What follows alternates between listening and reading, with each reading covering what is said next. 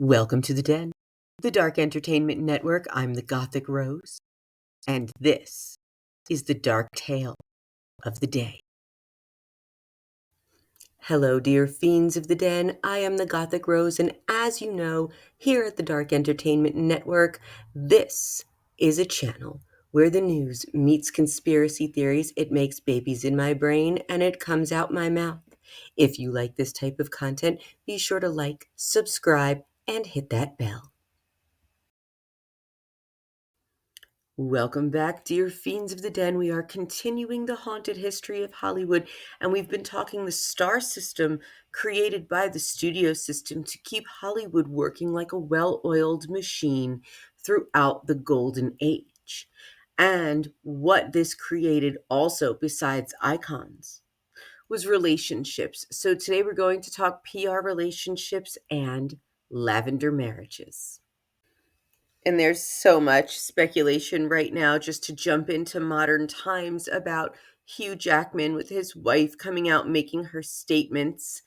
And everyone is just wondering really what the dirty details are. And yeah, we'll look into that absolutely here in the Den.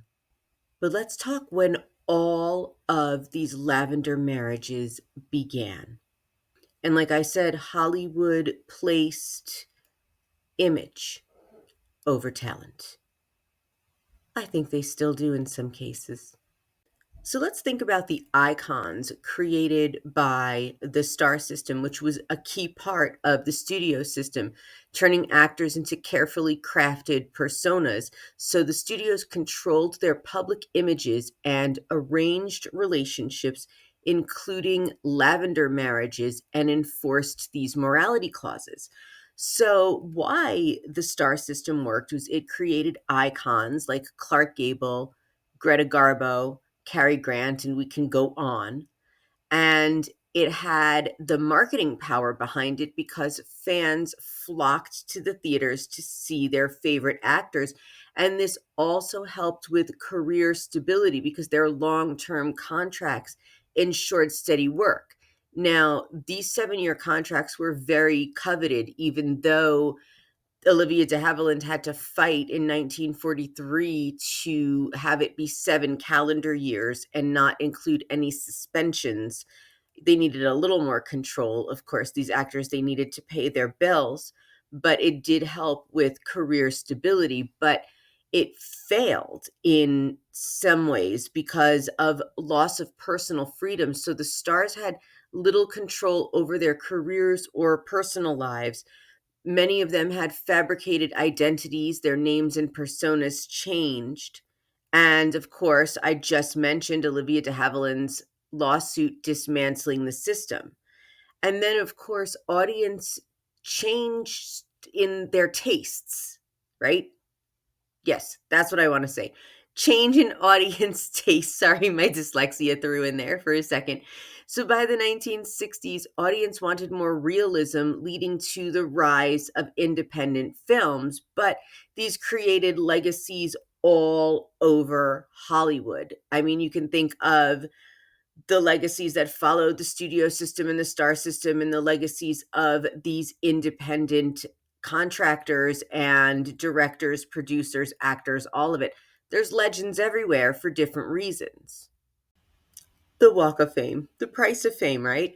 I mean, maybe this is another part of the reward for paying your dues. And I'm not saying these aren't earned. Of course they are by many of the actors who, like I said, followed this system. But some of them today, I don't think they deserve it all. I'm just saying. So let's talk about the lavender marriages and really how they came to be. So, lavender marriages are just fascinating, but they were often a very tragic aspect of Hollywood's golden age, and this was designed to protect actors from the stigma surrounding the LGBTQ plus identities. So, with that, lavender marriages is basically a marriage of convenience between a man and a woman orchestrated by Hollywood studios, oftentimes, not every single time. It could be orchestrated by the actors themselves to conceal the sexual orientation of one or both partners. So what these unions did was allowed actors to maintain their careers in an era where being openly LGBTQ plus could lead to blacklisting or public scandals. And the studios arranged them as part of the star system through the studio system because of their morality clauses. So they strictly enforced these contracts, these clauses into their contracts, requiring actors to hold up a wholesome image. And this was so that the public would idolize these stars as romantic figures and really to just meet the audience's expectations. And it was in Hollywood essential for them to appear heterosexual, and this protected their career.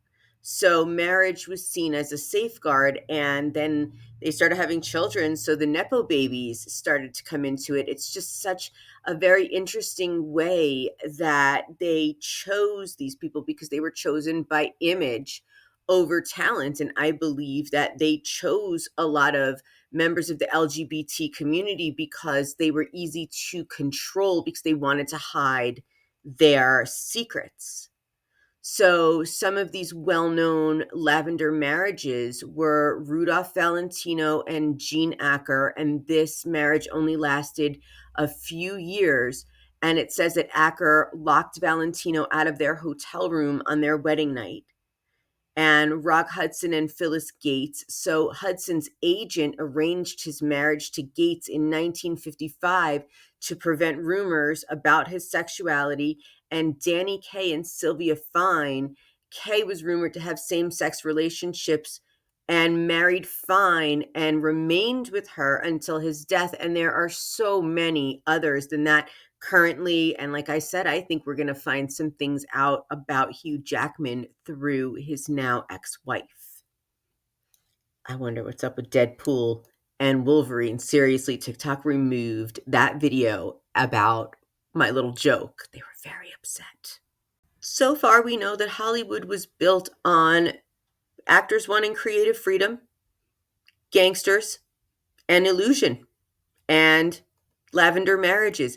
It is the most fascinating place in the United States. I doubt any celebrities will want to talk to me about it after some of the things that I said. But if any of you guys ever want to come forward and give me the dark stories, I will take it. I am looking for guests who know anything about public relations, lavender marriages, all of the dark secrets of makeup and hair, lighting and filtering, and of course, any directors, producers, any dark secrets of movies now through Labor Day. And after that, I am taking guests for paranormal stories for spooky season through the winter. So there's a lot going on here in the den. As always, you guys, it's really exciting to talk about this with you. And part of me wonders what the ghosts of Hollywood past would have to say about these post Y2K celebrities and their absolute messiness that we're even sitting here podcasting about it. It's incredible. Join me for more haunted Hollywood history here in the den. And if you have any tips to share, please email me at welcometothedenpodcast.com. If you'd like to be a guest, let me know. You just must be 21 and over. And my dear fiends of the den, if you enjoy this content, please like, subscribe, and hit that bell. And thank you always for joining me here on the Dark Entertainment Network.